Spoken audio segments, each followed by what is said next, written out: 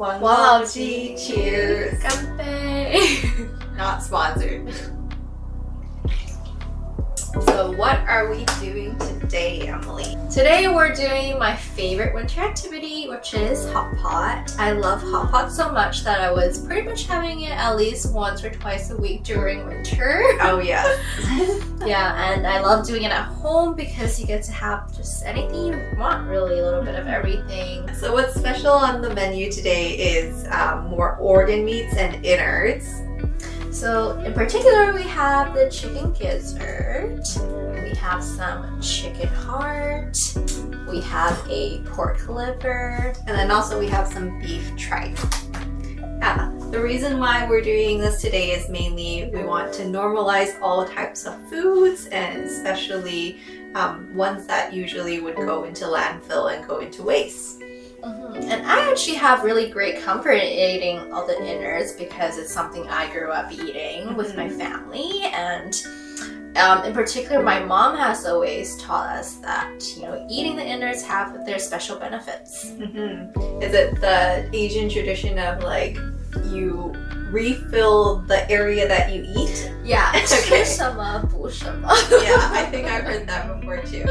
I've grown up with a specifically Asian household as well, and I've had most of these foods, but for me the texture and like the mouth feel of specific foods does bother me, so I want to see how I do today. I'm excited to see. Yeah, I think I'm a pretty adventurous eater. There's nothing I feel like I haven't tried yet. I think I'm the same as well, so I guess let's dig into it. Let's dig in. So I think we'll start with the chicken gizzard.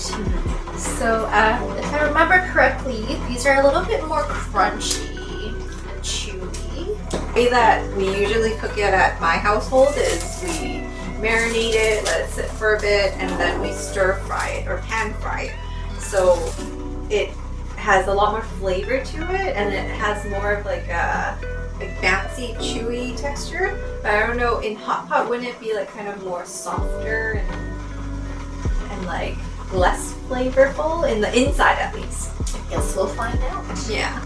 Personal utensils for ladling out foods.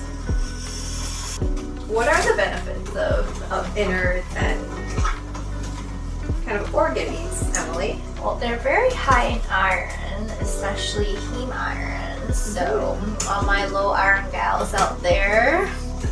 It also has a lot of vitamins in it, some of them more particularly B vitamins, and also some have vitamin A, folate, what else?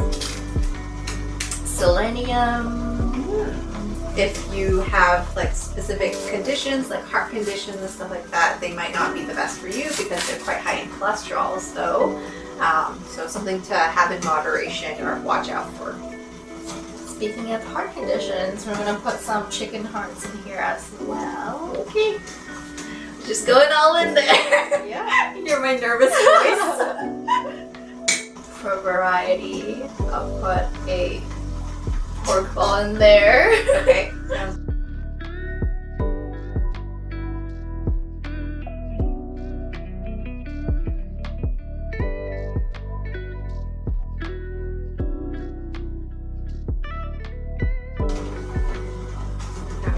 It was hot.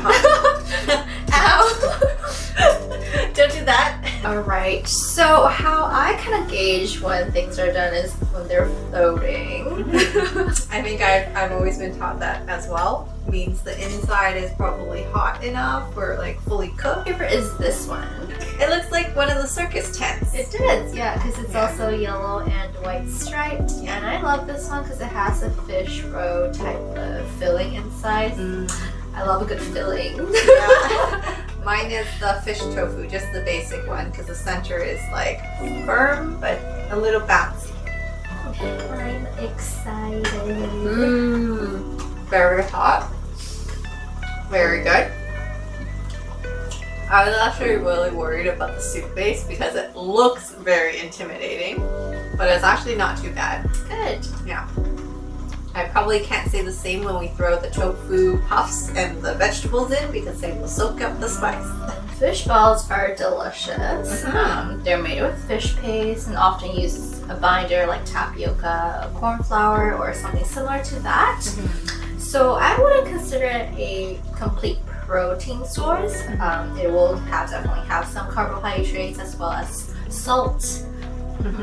I think unless it's made from just pure fish paste, some Asian places do that with like the cutting technique and making it kind of a paste by itself.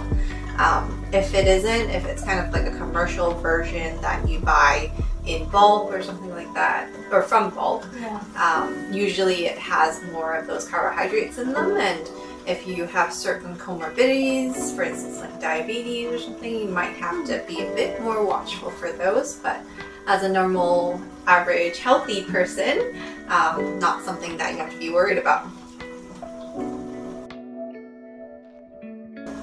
What should we try first? Let's try the liver because that's the one I like the least, but probably need the most. I have a big chunk here. Good, I have a small one.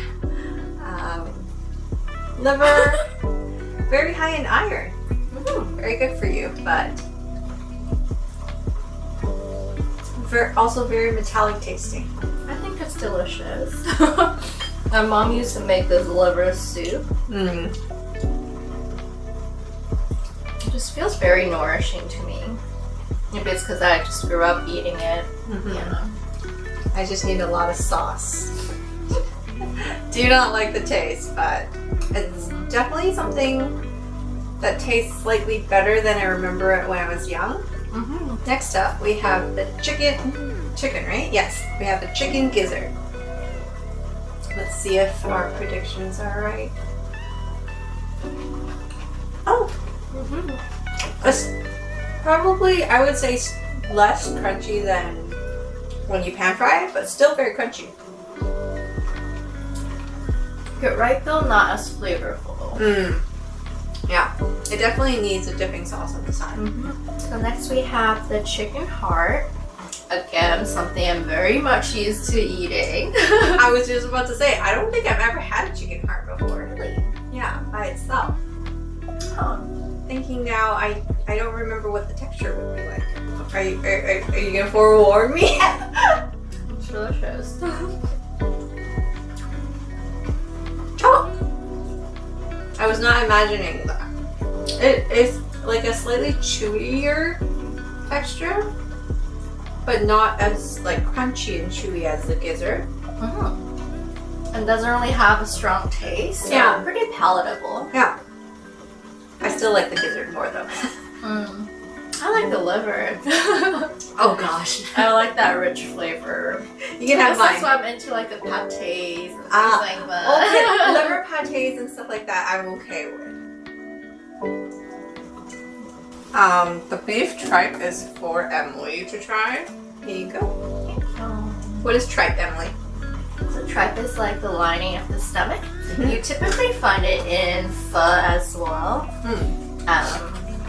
How I best describe it is it does look like, how would you describe this? I think it's similar texture to like squid, like the tentacles of a squid. Very chewy, bouncy. But also not as crunchy. Yeah. It does soak up the flavors really well, so the marinated kinds are really delicious. You can find it at dim sum as well. What's the benefit of tofu? So tofus are generally a great source of protein, especially if you are vegan or vegetarian. They're also a great source of fiber. And because it's made from soybeans, in the process, it's actually a great source of calcium and vitamin. And the non-puff versions are a good source of unsaturated fats.